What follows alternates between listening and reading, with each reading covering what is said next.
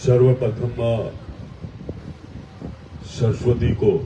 वंदन करते हुए आज देवगांव नुआ राजकीय उच्च माध्यमिक विद्यालय में वार्षिक उत्सव समारोह और समारोह में मंच पे विराजमान सभी जनप्रतिनिधिगण और इस विद्यालय के शैक्षणिक अधिकारी कर्मचारीगण और गांव से पधारे हुए सभी प्रबुद्धजन, प्यारे बच्चों, मातृशक्ति, आज के इस वार्षिक उत्सव समारोह को शानदार बनाने के लिए आप सबका बहुत बहुत आभार, धन्यवाद। एक वर्ष का हम सब जानते हैं इस बात को लेकर के वार्षिक उत्सव का क्या महत्व है और उस महत्व पर पूरा ध्यान भी देना चाहिए। ध्यान इस बात को लेकर देना चाहिए कि चाहे विद्यालय के अंदर कोई भी अध्यापक और विद्यालय परिवार का मुखिया कैसा भी हो, उस व्यवस्था पर सरकार की नजर पूरी रहती है, लेकिन गांव के लोगों की भी नजर पूरी रहनी चाहिए। तब जाकर के उस विद्यालय की प्रोग्रेस अच्छी रहेगी और उस विद्यालय का पढ़ करके जो विद्यार्थी अपना भविष्य बनाने के लिए निरंतर लगातार वर्षों तक एक कक्षा से दूसरी कक्षा तक जब वो पहुंचते उस विद्यालय में और विद्यालय के साथियों से और गुरुजनों से इतना लगाव हो जाता है, तो जब वो विद्यालय की सारी कक्षाएं पास करके जब कॉलेज की तरफ जाता है तो निश्चित रूप से अपने विद्यालय की यादें वो साथ लेकर जाता है।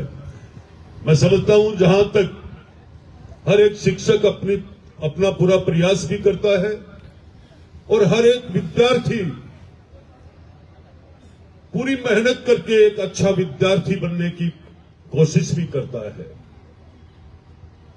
पर गांव का जब सहयोग होता है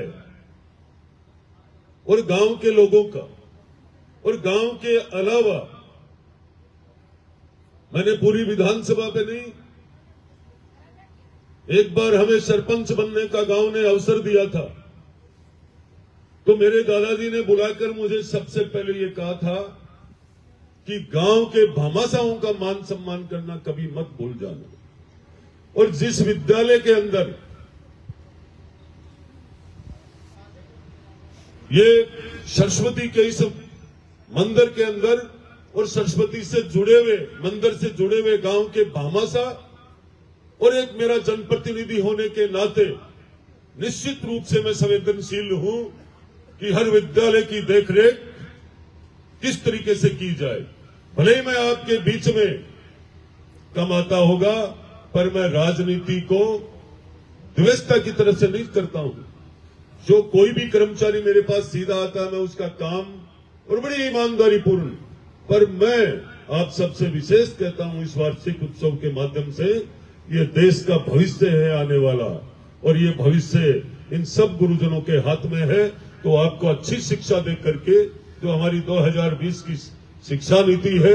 एक जमाना था खाली पुस्तक पढ़ने का, आज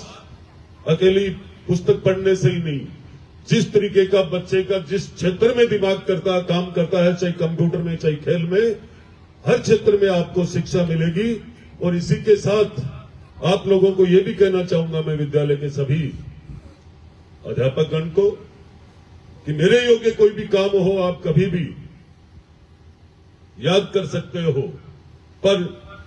सारे स्टाफ के बीच में कोई द्वेषता या ईर्ष्या का भाव आपके पास नहीं रहना चाहिए, क्योंकि आपके अंदर जब आप इन बच्चों को यदि ऐसी शिक्षा दोगे तो ये देश कहां पहुंचेगा। आपके हाथों में ये नई पीढ़ी और ये माता पिता किस कर्जे से, किस मेहनत से, किस किसान मजदूर अपनी मेहनत करके इन बच्चों को आपके पास भेजता है, तो आपको निश्चित रूप से मैं संकेत दे रहा हूं इस बात का कि आपको ये धर्म निभाना चाहिए कि ये बच्चे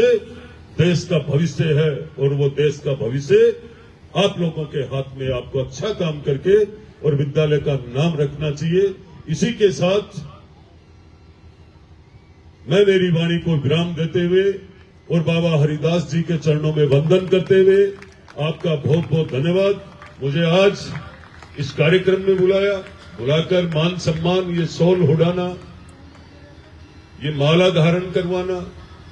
इसका पूरा महत्व समझता हूं। मैं कोई चलत में ओढ़ के नहीं जाता हूं, पूरा ध्यान रखूंगा, ध्यान ही रखता रहूंगा। जय हिंद, जय भारत।